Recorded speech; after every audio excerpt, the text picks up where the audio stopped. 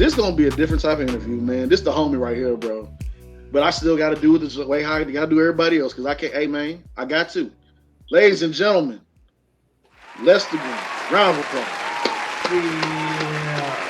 The actor, the host, the main man. What's up, brother? I appreciate y'all. I love what you guys are doing. As a fellow host, I know how difficult it can be, and I just want to say you guys are doing a great job. So keep going. Man. Appreciate it. Nice. So, starting out, tell us, how did you start your career into this business? Well, music business or acting business? Oh, well, you got layers. You got hats. You got layers. We all got layers, bro. You know that. Since music is crazy right now, let's be safe. Let's go on and go. Let's talk about movies. Let's get to it. Yeah, acting. So I'll just talk briefly about the whole music thing. So I did music for several years, rapping, writing lyrics and everything like that. And then one day one of my friends suggested that I give acting a chance because he thought I had a great voice. So I started doing background work. You guys are familiar with that. We've all done background work. Yep, quite a few. So I did it, and I just didn't like the fact that I didn't have a voice. I felt like I wanted to speak. Right. So then I started doing short films. I started doing smaller indie projects, and I built my confidence up. And I said to myself, okay, let me do some feature films now. Let me try to audition for some TV shows and some commercials. And then it just evolved from that point on. But I think doing that background work really gave me that foundation to say, okay, yeah, this is something that you can do. Right. Man, I love that, man. That hold on, time out. Go back with the music thing. And first and foremost, let me acknowledge this. You said background work and you didn't have the voice. I love that because not everybody says that with background work. Some people just get in there. Oh, I'm right next to this star. Take a picture. Give them. they best like. They best sneak it in there when they're not supposed to. And to be honest with you, background work it builds your character because if you're able to be on set for 12 plus hours and not have a part, and people are telling you stand here, stand there, smile here, do this, hey, that lets you know if you really want to be in this business because a lot of people don't understand how hard that is. Yeah, it is really hard. And then imagine doing background work and knowing that you want to do more. Imagine how hard that could be. So that's how I felt. Right. I felt like I was trapped. Right? Right. Yeah. And I remember watching Lorenz tape. This is when I was doing background work. And I just remember him in this one scene where he was acting with this other lead actress. And I saw myself in him. I said, oh, okay. I think I can do that. I didn't know what it was that he was doing, but I just felt like I could be that guy.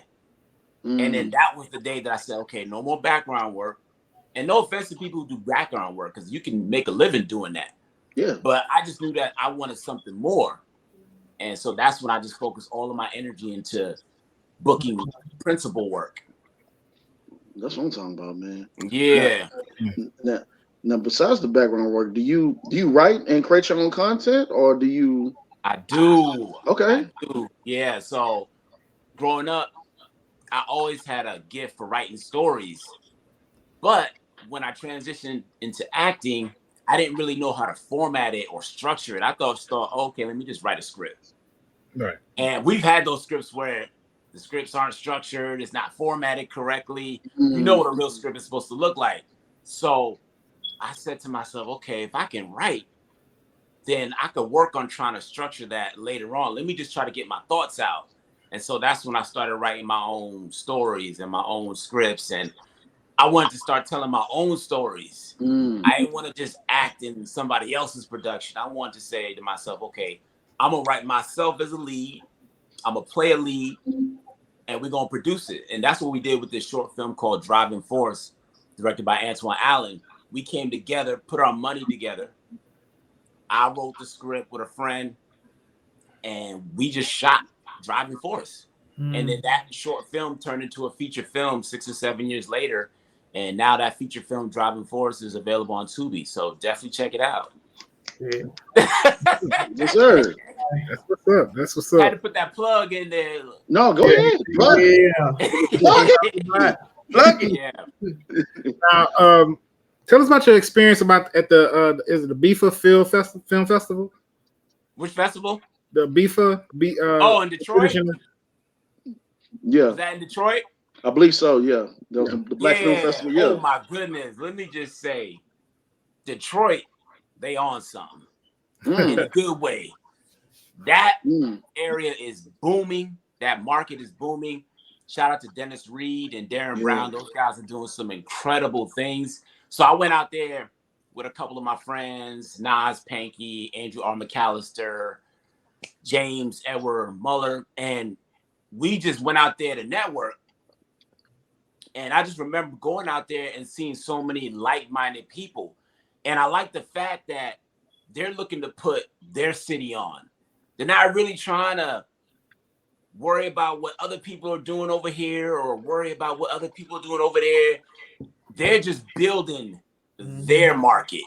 Yeah. And they all seem to come together. And I love that. And I just remember working with Dennis Reed on a series that's called Street Legal. Just on TV right now. I'm in episodes 2 and 5. But I remember just connecting with Dennis Reed in Detroit. And I remember him saying, yeah, Lester, we're going to work together. And, you know, a lot of people say that when you go to these networking events. Yeah, we're going to work together. But he really meant it. And I just remember stayed in touch. I just stayed in touch with him. We stayed connected. And sure enough, he reached out to me. He's like, hey, Lester, this one actor couldn't make it. Can you fly out here last minute? I'm talking about the next day. He said, can you fly out here tomorrow? We're shooting this series called Street Legal. You're playing one of the leads. And I said, say less. I was ready. They booked my flight and everything, booked my hotel. I went out there. We shot the series. I think I was out there for about 2 weeks. And I'm just grateful. So I have great things to say about the BIFA Festival and Dennis Reed and Darren Brown and everybody who's doing it out there in Detroit. Nice. Yeah. Yeah. Shout out to Dennis Reed. I met him before. Good dude. Real good. Oh, you met him? Where'd you meet him? I actually went to, it was a couple years ago when I was taking all these trips to all the hot spots. And a friend of mine, DeMarcus Bumper, shout out to DeMarcus, he told me go out to check out Dennis Reed. And it was audition where they were just like telling everybody come in, do this. I didn't feel like I nailed the audition like I wanted to because there was a lot of chaos that day. But it was I still had a chance to talk to him one-on-one before. Great guy. Yeah, he is. Good guy. Oh, that's what's up. Okay. Yeah, Detroit is popping right now. Yeah. Detroit is definitely popping. Bet. Share your experiences working with Dennis Reed and everyone in Street Legal and a few other projects. Yeah, with Dennis Reed. So when we went out there to shoot Street Legal, I remember him giving me a ride to and from set. So he'd give me a ride to set, and then once we wrapped, he'd give me a ride to my hotel. And those were the best conversations. That's what I remember most about those trips, because it was about a 20 to 25-minute ride each way. Right. And I got a chance to just talk to him one-on-one. I was picking his brain. I said, listen, I want to do my talk show. Do you have any suggestions? And he was giving me game, telling me what to do. And he was saying, what do you want to do with your acting career? What are you trying to do? And I said, wow, this guy is really trying to help me. He's listening to me. And it's hard to get that one-on-one time with somebody like a Dennis Reed because he's so busy and he's doing so many different things. But I just remember those rides being quiet and productive. It was amazing. I said, wow, every day I get a chance to sit with this guy and talk to him. It's almost like I was doing an interview. It was like a one-on-one interview with him because I wasn't about to just sit in the car. Right. And just, come on. Be quiet. Yeah, be quiet. You know, just sit there. Some people are like, oh, I'm not going to say anything. I don't want to upset him, or I don't know what to say. I said, nah, I'm about to ask him. And he was so giving. He was just telling me what to do. And it was a great experience. I would definitely work with him again. I know he said he wanted to work with me again, so I'm assuming it was a great experience. And then, if I can, I wanted to share my experience working with Dr. Maya Speller out here in Atlanta. Mm-hmm. So she had a casting call a few months ago for one of her films, and I went out and I thought I gave a great audition. And I would say 2 days later, I got an email from her. She said, "Hey, listen, Lester, we don't have a role for you, but we like what you did in the audition room. Would you be willing to come on board as an extra and just work behind the scenes?" So I said, "Sure," because I like their work. I want to work with them. So I figured this is my end. Right. So I did that. I got to set early, started helping with the food, the catering, helping actors with wardrobe and everything. And she was watching me. So she comes over to me and she says, "Hey, Lester, I like the way you work. I'm going to give you a speaking part." I said, "Wow, great." She gave me a few lines for that project. Then, after we wrapped on that project, she said, "Lester, I want to work something out with you where we bring you under contract. So every project that we do, you'll either work behind the scenes or you'll be one of the lead actors in one of my films." Nice. And that was it. I said, "Wow, this is incredible." So we did a film called Tit for Tat. We did a film called BFFs. And these films are on Tubi. And then she gave me a lead role in this movie called Father May I. And I couldn't believe it because it all started with my just saying yes to being a background actor. Yeah. Well, hey, all you future actors out there, listen to what this man just said. Because when we was doing the whole, when we was in Memphis together, and we shot out with him, with Miss Laquita. Shout out to Laquita and Shout out to everybody in Laquita it. Langhorn. Yes, Laquita Langhorn. Shout out. That's she we was talking and she was like, it was so many people that was supposed to be on set, and it was a lot of background people, and it was like it wasn't even, they didn't show up. It showed. Like, yeah, it was a lot of people that didn't show up, and I'm like, bro, you know how many free backgrounds I have done with just the hope of just you get IMB credit, like that's all you get, and a bag of chips and a banana, Great. and an apple maybe. And I did that. So it's like, and we all done did it too. So it's like, bro, it's like you gotta start somewhere. Yes. That was my whole idea. Is like I gotta start somewhere, and we all had the same thing. Wherever it is, you gotta start somewhere. It's almost like a rites of passage, would you say? It is. It is. Yeah, definitely. You bypass background. Go ahead. What you about to say? No, I definitely wanted to shout out Laquita Langhorn, the film that we did. Right. Bad for You. Definitely check it out. It's coming out soon. That was great meeting you, Chris, meeting you, Mike, and then you guys told me about Jaffe. And so I love how it's all coming together. Yes, sir. Yeah, that's crazy. Because I was just, man, I was just thinking, I'm like, man, when did I meet Lester? I'm like, I helped cast. Yeah. That's where I know this guy from. Yeah, man, that was cool, man. Well, obviously you nailed the auditions. So. Yeah. Nah, that was a beautiful thing, just going out there. And Jason Louder said something not too long ago on your show.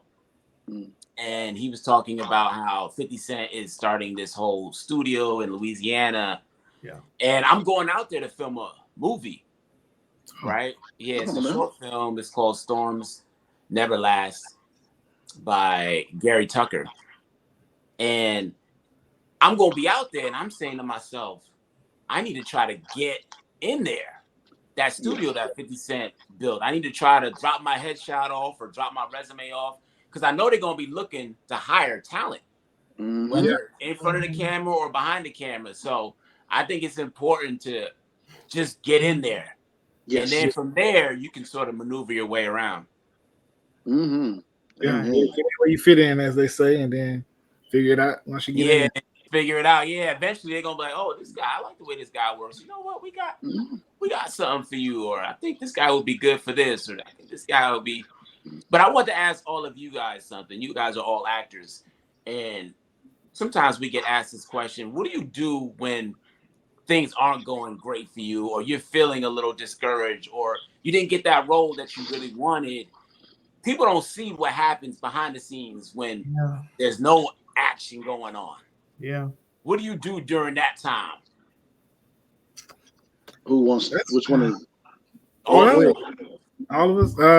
I mean, that's when you kind of work on your craft, right? You know, what can I be doing better? What can I work on? You know. Also, I have a good support system with my team here, so like I can always call them. You know, now we always bouncing stuff off each other to help us get better at things. So that's a great resource in itself. This our circle we have here, and just always like fine tuning your craft. You know. Yeah. I had a few. I went up for a Disney commercial, for a Disney cruise line, and I remember my agency had hit me up, and they was like, "This is a good one," and I didn't get it. I did. They had gave me a call back and everything, and I didn't get it, and I was like, "Damn!" But I couldn't stay there, so I allowed myself to. Man, I didn't get it. But I only stayed there for honestly a couple of hours, and then I snapped out of it because that's a part of the game. You're gonna get rejected a lot before you get one. Yes. So you gotta go through that, and you can't stay in that mode for too long. So it's like what James say: you gotta submit and forget. So once you submit, I've been submitting and forgetting for a long time. I look at my email and I'm like, what the hell is this? They want me to audition for this. Did I? I don't even remember it. I don't even remember. So I have to go back to my sync files and I'm like, oh, I did ask to be submitted, you know? And you just gotta have that, you gotta have that quarterback football mentality. If you throw an interception in the big game, hey, go back on the bench, sit down, look at what you did wrong, because you gotta go right back out there. Yeah. For me, the interviewer become the interviewee. Okay, so it's funny. Oh man. But flipped on us. So for me, what I tell myself is that what's for you is for you, and what you don't get, God gonna bless you later on down the line for something that could be bigger or lead to something else. There were multiple times where I auditioned for something like, man, I gotta have this. Rent dude, this dude, man, I need food. I'm hungry. The lights, man. If I just get this one role that can get me 500 or more, I'm good. But you don't get it, and you can sit in that spot of pity, sorrows, doubt, just for a little bit. But you got to move, and when you move, and when you get what you want or get what is bestowed upon you, man, you have a blast with it, have fun with it. So whatever is booked for you or whatever you do not get, something is coming right around the corner. Recently, we all had this situation on major sets or something that's independent project. Not gonna say what it was. Chris was there. A director told Chris his hair does not fit the style of that time frame or that time zone, which we all looked. Myself, the main actors that are well-known actors looked, and we was like, the crew, everybody like, put that man in, but he did not get it. And we drove like an hour or so from where we was at. And so I was like, man, I was mad. Even though I was in it, I was, happy for myself, but I was sad and upset for my friend because I'm like, dude, we rode together. He did get paid. They took care of him. But that cherry on top is you being in that scene, background or whatever. And I was like, I said to Chris, I said, bro, something coming soon. What came soon, Chris? Was that what? Whataburger. That's Whataburger to this day. Like, dude, I saw that. Dude, right there in the front. I saw that. Yeah. Man. Wow. I love that story. Okay, yeah, but like I remember that time because like I had told Chris was like, man, you think I should cut my hair? You think I should cut my hair? I'm like, that's your uniqueness, that's That what makes you who you are. Someone that's going to pick you up because of your uniqueness. You're not fitting in like with everybody else. I got my big commercial because of my beard and the grays. And one of the leading guys was like, "Don't never cut your beard ever," because that's how they picked you up. Because they liked it. Yeah, they liked it because my grays grow in different spots. And to everybody that's approaching 40, you know me, oh, I'm gonna dye my hair. I got a lot of grays. I'm like, no, grays will get you paid over here. So get you paid. And then also that's my uniqueness. So I'm just glad that my boy shook back from that. You know, it's just a game of shaking back. That's all. I love that. Great stories. I was watching an interview on Jake Gyllenhaal, and he talked about how he was up for the Batman role. And he didn't get it. And he just remembered feeling like, wow, I was almost Batman. He didn't get it, but it's great seeing those stories on that level because it shows you that it happens everywhere. It doesn't matter who you are. You can be the biggest actor in the world, and you might not get that role that you auditioned for. Somebody else might get it. Yeah. Very true. Yeah. So I like what Jaffe said. What's for you is for you. What's meant to be will be. Yes, sir. And if you don't get it, God gonna bless you later on down the line for something. Yeah. Right. Totally. I think it's all about changing this perspective on how you handle that rejection in that moment. Like, okay, that wasn't for me. Okay, that means something else is coming. You know, like how we talk to our rejections. Ooh. Yeah. We talk to ourselves a lot, right? Yeah, we do. God damn it, That boy Chris said, "How do we talk to our rejection?" Come on now. Yeah, we got right? Yeah, I like that. I like that, Chris. I like that. Yeah, you got to talk to your rejections, man. That's deep. That is deep. Yeah, that's a whole. Yeah, that's a whole skit right there in ourselves. For real. How do you talk to your rejection? Right there. Yeah, boy, dropping gems all day, man. But back to you, Mr. Lester. Yes. Now we have to talk to someone about getting you a billboard with Norcross Roofing because you have done some great work with those commercials. Oh, I appreciate that. I definitely appreciate that. I got that job from a friend that I worked with years ago. And he just reached out to me out the blue, like, "Hey, Lester, listen, there's this commercial thing that we're doing. Would you be interested in playing this face for this brand?" And I said, "Sure." The guy's name is Fernando. That's the guy who made the connection. And so we started shooting one, we started shooting two, and then sure enough, the client said to Fernando, "Listen, I like what Lester's doing with this. I want to have us shoot more of these commercials." So it was only supposed to be a one-time thing, like, "Oh yeah, let's just bring him in and shoot one commercial and see how it goes."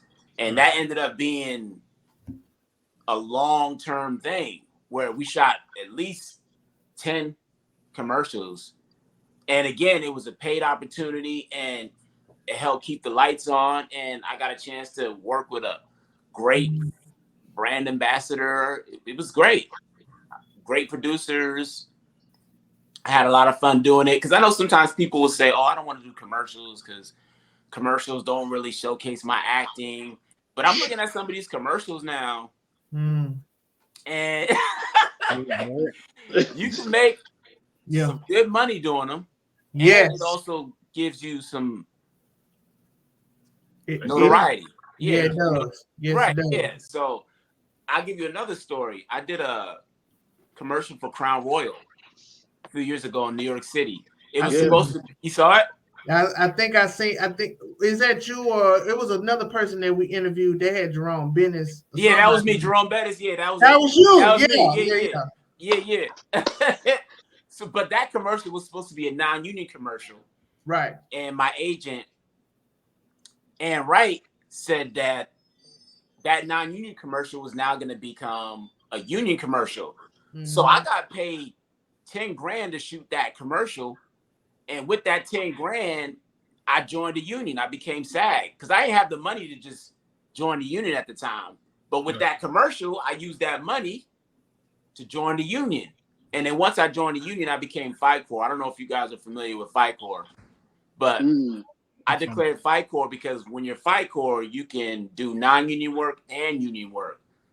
So I didn't want to stay union and not be able to do these independent commercials or these independent movies. So now that I'm Fight Corps, I get the best of both worlds. But again, that commercial is what set it off for me.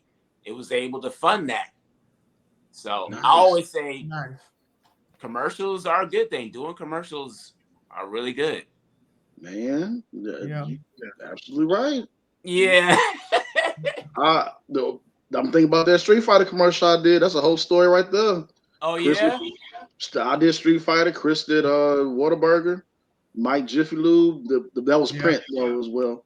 Oh that was print, but it was crazy because I used to work on cars. I used to work at a dealership. And they was like, "Oh, you're a natural."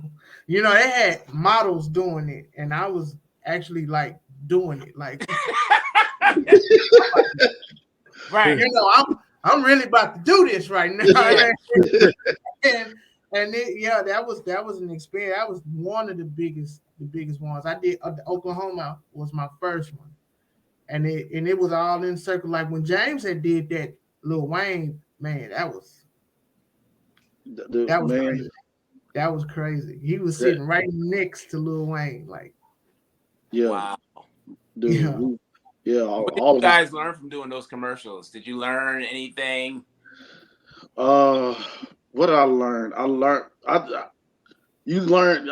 I'm not hard to please. I'm not bougie, but once you're on a certain set and you see how a certain level of professionalism is, and you see how people treat you and everything else, taught me about knowing my worth.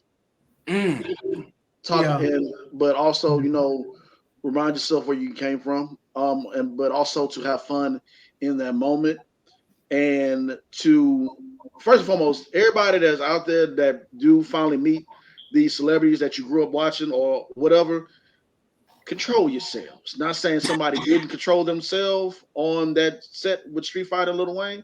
It was a cool moment. Yeah. But I've heard stories of others not controlling themselves on set and getting messing up for everybody. So control yourself, have fun, but don't overstep. So just watch yourself. I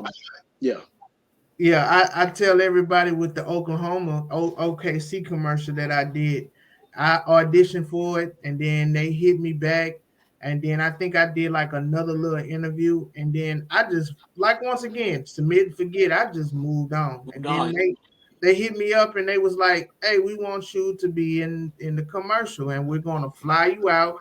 We're gonna pay for your Uber, and we're gonna pay for your hotel room." Now I'm walking into this whole thing thinking like, all right, I'm gonna be in the commercial there in Oklahoma. That's cool. I get there and and I get dressed or whatever. It was the next day as I got settled, and then I'm sitting in the back, like I'm just gonna be in the background. And the lady was doing the makeup, and she was doing the star of the commercial's makeup. And then she looks up like, "Where's Mike? Where's Mike?" And I'm looking around like, I know he ain't talking about me. And the lady said, "No, you're Mike, right? You're Mike, right?" I said, "Yes, ma'am." She said, "Lady, we need you to sit down here." And as she was doing the makeup, I tell people this story all the time. I jokingly asked her, like, "Oh, okay, I thought I was going to be in the background." She said, "No, sweetheart, you're going to be in front of the camera. We want you." And then that's when it all came. It's like, bro, they pay for my flight. They pay for my food. They pay for my Uber. And they paying for me for the day. Like, they really wanted you. Wow. They saw something in you. Probably something that I didn't see in myself. But they saw it. So I take that experience with me everywhere. No matter what I do, it's like, bro, if you don't see it, other people see it. Pete, what about you, Big Chris, with Whataburger? What did you? Just trust your instincts. Trust your training. Trust what you learned. Just the subtle things. You know, because you never with commercials, especially I wasn't in a lead role or a speaking role, but I didn't expect to be used. It was like 15 other extras there, you know. So I didn't know they was going to use me as much as they did. Like, pretty much got a lot of FaceTime. So it was just like, but it was the subtle things that I was doing while on set, you know, facial expressions, just the subtle things that I relied on those while on set to kind of help me stand out in that way. So, wow, I love that. That's awesome. Have you guys ever thought about writing a book or doing a documentary on your stories and your journeys? Is that something that you want to do? I know. Well, we have a comedy script that we have written about our own about our comedy based. Yeah. Oh, really? Yes, sir. Yeah. We have so a comedy y'all already produced it? We haven't produced it yet, but it's written. It is written. Yeah. Yeah, it is. And it's so it's funny. We can laugh at it now. It's like this. It's for real, dog. Like this really happened. This really happened, bro. Like. So, like, how soon are we gonna get that? Are you gonna try to get it done within the next couple of years? You have a timeline? We get back in the writing room off and on. We're testing the waters with everything. I'm actually getting ready to launch my Indiegogo for my project. Oh, awesome! And it's like, oh, thank you. And so like we're like taking bits and pieces from here and there to see what works, what doesn't work, and everything else. But we still are looking for like the right people to pitch it to. But if we can't, we're like, you know what? Do it ourselves. Yeah. I love it. Yeah, definitely. Because here's the thing with me. I want to tell my story too. We all got a story that we want to share with the world. And I'm just getting tired of just waiting. Yeah.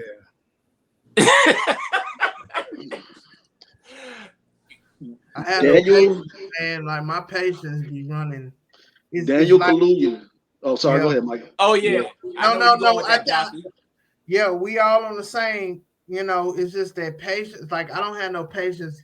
I'm gonna go find the person. Then I'll find it. I'm gonna be right in front of them. I'm not gonna wait for this person or that person to connect the dots for me. I'm gonna go find the dot myself and make it happen. But yes, you're absolutely right, bro.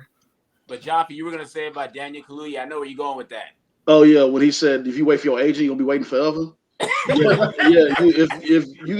you have these, it's cool to have your agents and managers and everything. But if it's something that you really want to do, man, you better go for it. Because what's that Mr. Bing mean when he's sitting there waiting for somebody? Car. So yeah, he like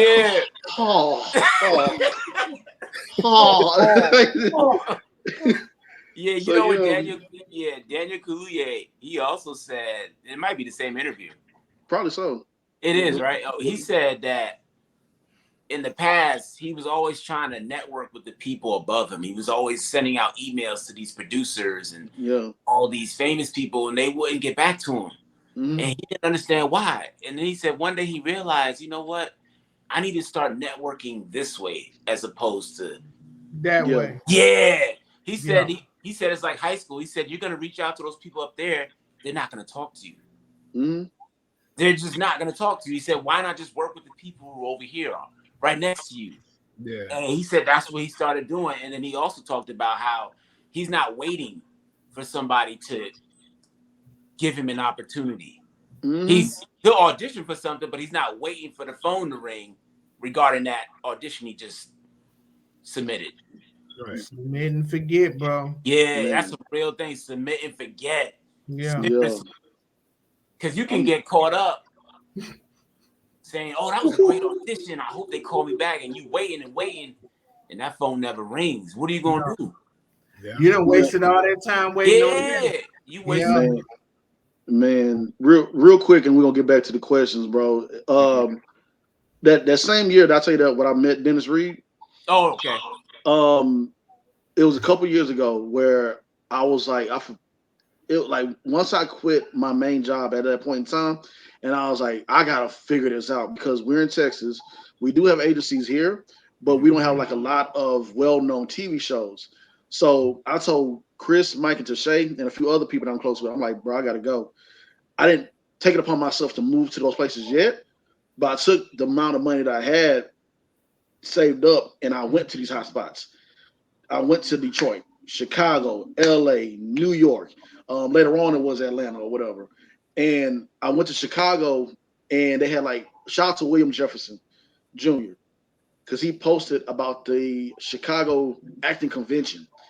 When I went there, it was like, because I met people that were on Chicago PD, Chicago Fire, The Bear, this commercial, that commercial. Only thing I had going for myself that wasn't out yet was a quick cameo appearance in Hip Hop Family Christmas, where I was, and I'm happy that I could say that I was signed to agency then, and I had that in the works because these are like my peers that I'm trying to get, aim to get to on major shows like Power, Law and Order, and everything else. I'm over there just like taking it all in, talking and networking this person. I'm like, hey, I'm from Texas, whatever. They said, you came all the way from Texas? And said, for this? And I'm like, bro, you don't know what's out there. So that is still paying me back, paying all of us back with the guests that we have come on to this show, with the emails that I get from these major casting directors from Chicago Fire and PD that does casting, that will send emails to me saying this is what you want, if this is your rate, or check out this person for acting classes, or this. If I'm not saying if I wouldn't have went there, things would be I wouldn't make where I'm at now, but I'm saying that if I wouldn't have took a risk and went there, then I would not be able to share with other people who I am close with the answers, or bring up a question to make you think about, let me try this acting agency. Let me reach out to this person. Let me follow this person. You know what I'm saying?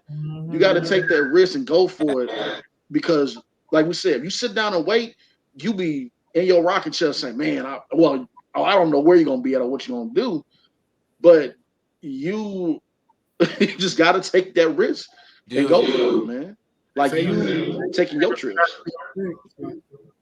Go, what you said, Chris? No, I say you miss 99% of the shots you don't take. Yeah. Woo. And bringing the question right back to you, Lester, you take trips too to get booked in these roles. You've been, I know. Now, where are you originally from now? So I was born in Germany, and I was raised in El Paso, Texas. Okay. Yeah. Okay. I know some things about Texas. I like Texas. I like the weather. It's really nice out there. Yeah. My father was in the military, so we did a lot of traveling around. Yeah. But yeah, I usually claim New York because I lived in New York for a long period of time. So I don't really claim Germany because I was born there on a military base, and then we moved shortly thereafter. Right. Yeah, but I've traveled in terms of auditioning for stuff. I've traveled to Detroit for an acting gig, or I've traveled to Detroit for an audition, or I've traveled to California for a casting call. I don't travel to all of the casting calls because I can't afford to go everywhere. Right. So I'm very selective about which ones I go to, but I feel like a journeyman. I don't know if you guys follow basketball, but I feel like I'm a journeyman. Yeah. Right? Yeah. Yeah. So I'm constantly just looking for work, and I'll be on social media looking for casting calls, and they have a casting call happening here in Atlanta in a couple of weeks. So I'm always just looking for that next opportunity. I'm not waiting for someone to give me an opportunity. Although it's nice when somebody will recommend me and I'll get a phone call from a producer. I'm sure that happened to you guys before. Like, yeah, I work with so-and-so. He says you'd be a great guy to work with. And I'm like, oh, yeah, great. I'll give you an example. We just completed a film called Routine 1981, directed by Ellison Winterstein. And I met Ellison at a movie theater. He was doing that as his job to pay the bills, of course. And I was wearing a t-shirt that said Gerald's Hands. My friend produced a film called Gerald's Hands. It's on Tubi. Definitely check it out. But Ellison saw the t-shirt and he said, oh, Gerald's Hands. What is that about?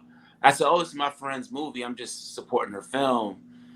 And he said, "Oh, so you're an actor?" I said, "Yeah." He said, "Well, I'm a filmmaker and a director and a screenwriter." And we just started talking. We talked for about 40 minutes. Keep in mind, he's supposed to be working, but he was working and talking.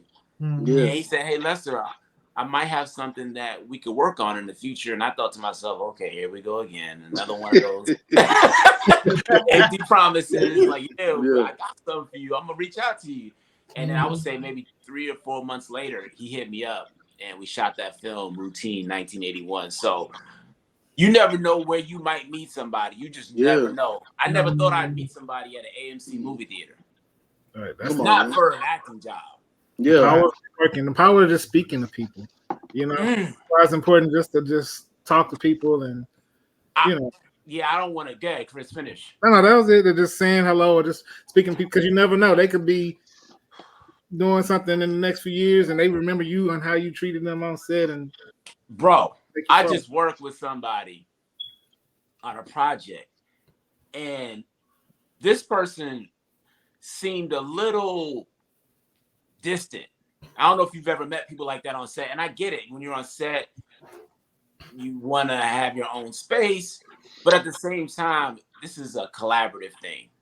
Yeah. And if you're working as, let's say, a PA, or you're working as a makeup artist, I think it's important to be friendly, right? And so I'm saying to myself, wow, this person isn't treating me nicely, but this person doesn't even know a year from now, I might be on top of the world, and I'm going to remember how you treated me. Again, you just never know. And for me, I don't believe in being fake. Right. But I just like being nice to people. That's just who I am by nature. Right? I'm just naturally nice to people. So I'm always mindful of that. You never know. You might be sitting next to a big time producer and you're acting like a jerk. You think that producer's going to want to work with you in the future? Probably not. Yeah. Yeah. It's all about your attitude. Now you were a judge in a few film awards and you hosted your own show. What led you to the Comedy Hype News? Oh yeah. So with Comedy Hype, I've always been a fan of the show. Yes. Right? And I was on Instagram one day just scrolling, and I saw that they had a casting call. I said, "Oh, they're looking for a co-host. I think I could do that. I've done some shows." So I submitted for it. Went out for the casting call. The line was around the building. That's how many people were there. It was packed. And I said to myself, all right, I got my work cut out for me, but I'm just going to be me. They're either going to like it or they're not. So went in there and they were asking questions about why do you think you'd be a great host? And they were asking me current event questions. Oh, what do you think about so-and-so? What's your take on that? And they had us all lined up on the stage where we would sort of talk and go back and forth with the owner and some of the producers who were casting for Comedy Hype. So they narrowed it down to about 8 to 10 people. And then the next day they narrowed it down to about 4 people. And I was still in the running. I said, oh, shoot, I got a shot. Right. And what I did was every day that they called me back, I would arrive about 2 hours early. That's just who I am. I'm always early. Yeah. So I would be there before the owner, John Abba, showed up. So he would show up like, oh, Lester, it's a little early. You didn't have to be here until 9 a.m. I was like, yeah, I just didn't want to be late. So I knew right away. He was like, oh, this guy, I like this guy. Right. So I got a chance to talk to him before we even did the callback. So we would just be talking because he would let me in. And we'd just be talking like, yeah, Lester, so tell me a little bit about yourself. And so we were just talking. I got that one-on-one time with him, sort of like that one-on-one time I had with Dennis Reed. And I was saying to myself, I think I like my chances with this. So again, they had another callback, came back. It was down to about 3 people, 2 females and myself. And he asked us a bunch of questions. Why do you think you're right for this role? Blah, blah, blah.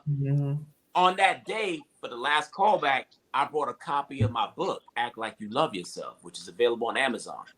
I gave out each I gave out 3 copies to John and his team. Mm-hmm. And I know they were like, yo, this dude brought gifts? Who's doing that? Right. Again, I'm trying to separate myself from everybody else. I can't do the same thing that everybody else is doing. Right. So then I started talking to John some more. This is the owner. And I was telling John, I said, listen, if you guys bring me on board, I know a lot of filmmakers. If you look at the interview filmmakers, I know you said that you want to start producing films. Yeah. A lot of people. I know some producers and directors and screenwriters and editors and cinematographers. And once I mentioned that to him, he realized, oh, shoot, Lester is actually making connections for us. And we didn't even hire him yet.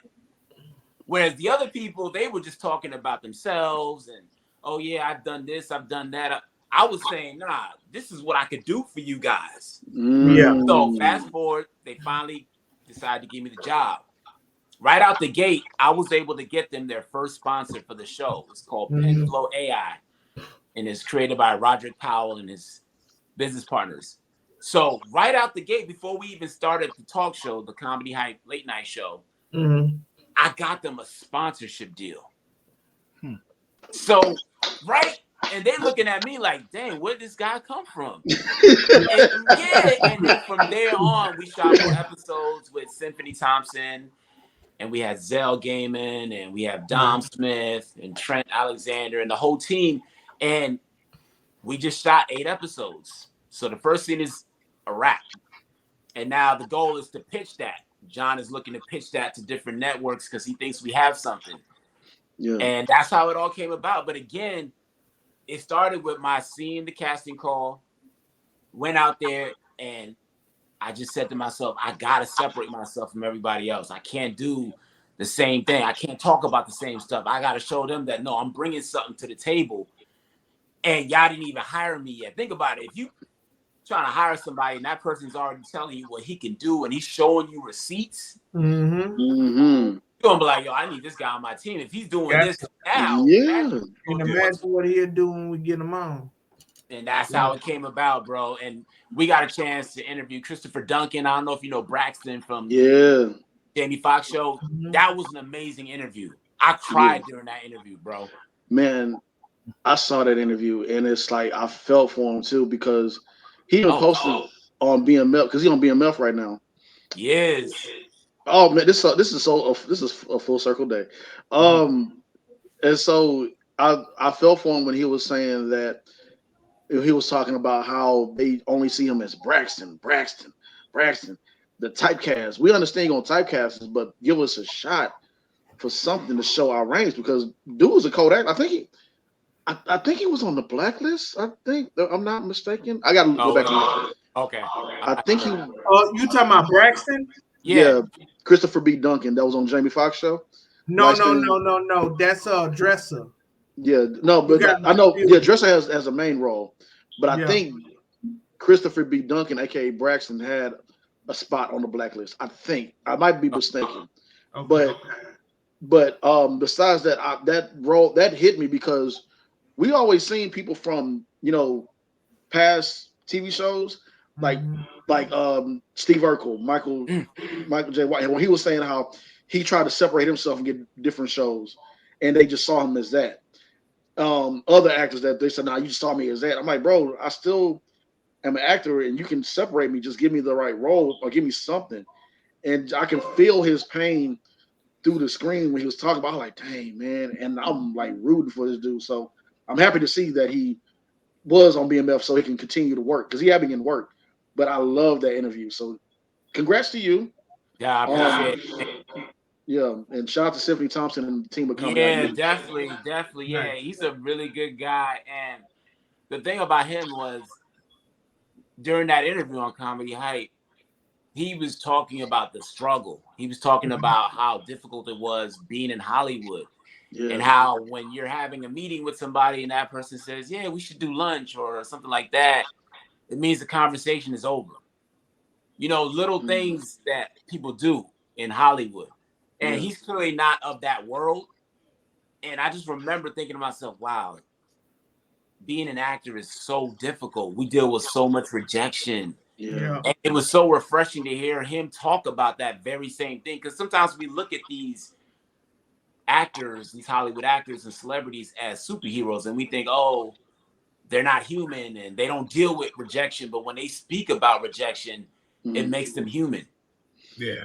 And I felt that connection, and I said, this is amazing. So definitely a good guy, and I appreciate y'all watching the interview. It was really good. I met a lot of people just from doing the Comedy Hype show. So salute to John Abba and Symphony Thompson. They're doing some great things over there. And they definitely have their own website. You should definitely check it out. They got things where you can market your talk show, or let's say you want to market different brands. You might have your own clothing line or something like that. They have different opportunities, and they also offer memberships. Oh, wow. Check them out. Yeah, if you go on Instagram and you click on their link, you'll see all the stuff that they offer. Yeah, we'll definitely check that out.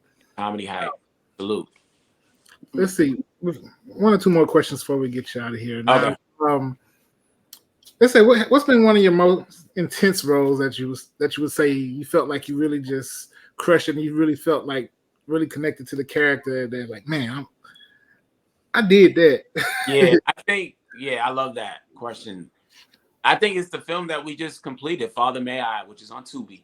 I played a child abuser. And so that's tough. You got to really go there. And I just remember, I don't recommend people do this, but I remember just drinking alcohol and doing things that I don't normally do. But for the character, I needed to do it. And people were saying after they watched the movie, oh, it's so triggering and I couldn't get through all of it. And it was tough to watch. But I just know for a fact that we need to talk about that in the Black community. Because a lot of us are dealing with that kind of trauma where we were abused as kids. I know I was abused as a kid. My father sexually abused me. And so when I was acting in that role, Uncle Willie and Father May I was pulling from that because I know what that looks like when somebody's trying to prey upon you or when somebody's trying to take advantage of you. So to me, that was a real moment for me, just playing that character. So salute to Dr. Maya Speller and Terry T. Miles for giving me that opportunity to play Uncle Willie and Father May I. Yeah. And we appreciate you for sharing that, man. Yeah. And that is an awareness in the community. I got this is a side question. This is not like I just I love to ask actors this. What do you do to like decline from after doing something like that? Yeah, I remember when I had to cry and I was like tough guy. I said, okay, I'm gonna cry, get it out the way, and I go get me something to eat, and then I go to work tomorrow. Man, it messed me up so bad that I didn't go back to work till like 3 days later. Wow. What project was that for? What was that for? That was for O'Shea Words and Bullets, Erica Hunter project. That was the first thing that I ever done on camera, and I had to cry. Like I had to bring those emotions out. I was playing a character that was accused of killing his girlfriend, and it was racially, motivated. So I had to bring those tears out. And I thought I was just gonna, it's all good. I'll be all right. I go give me something to eat. That's fine. But then the next morning, I just was like, I could not get out of the bed. Wow. Yeah. What did you do? How did you get out of that funk? I prayed a lot. I tried to count my blessings, and I just had to find my way out of it. I spent time with my son and my wife, and that kept me grounded. And then by the third day, I was ready to get back into the routine. I lied to my job. I say I gotta go get tested for COVID at the time. That's how I got them days out, man. I say, hey, I gotta go get tested for COVID. But I just had to take a moment of just to myself and peace and just be around my family. And that's how I was able to climb about that. Wow. Powerful. Wow. What about you, Jaffe and Chris? Did you guys ever play a role where it really just took everything out of you and you needed to reset? For me, I haven't had a chance to play a role like that yet. But I'm hoping to soon. Okay. What about you, Jaffe? I haven't had a role where I'm so freaking weird.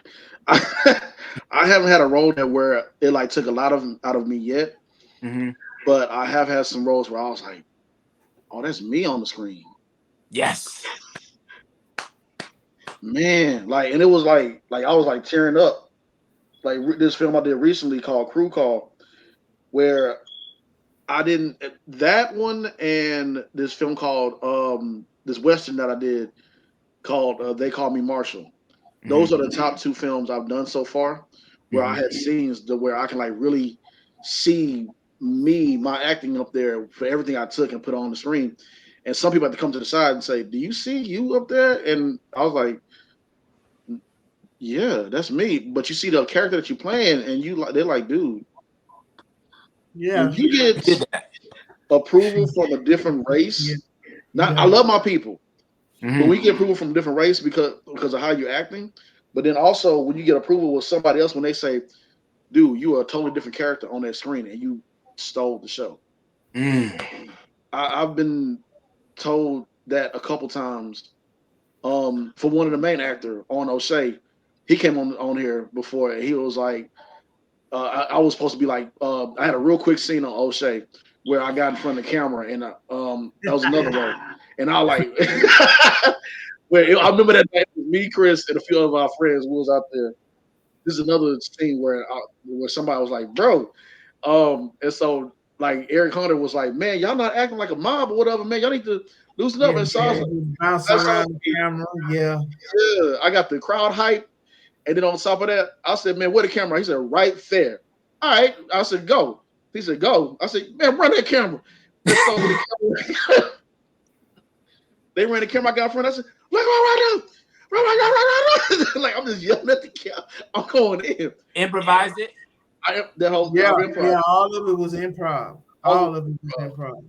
And then we had the actor come on here and he was like, hey, man, I want to tell the director, hey, man, go tell that little dude to calm down. You're making me work hard over here. I was like, hey, man, I think we killed that scene, man. I love that. Yeah, man. Stories. Yeah, for me, I think I've been there before where I just gave it everything and it felt like I ran a marathon. Yes. And usually when I feel that way after I rap, that means I did something. Go ahead, Rafi. I see you. Go ahead. No, I was pointing at you saying, yeah, that's my acting coach told me that when you felt like, yeah. So we've all had moments like we like everything is. Everything. Yeah. And I needed a couple of days just to regroup. And I love that feeling though, because I know that I left it all on the floor. It's sort of like that's right. Kobe Bryant. Yeah. You put it all out there. Yeah. It's all out there. Yeah, man.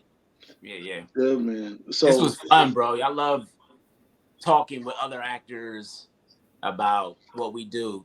Yeah. So I appreciate this.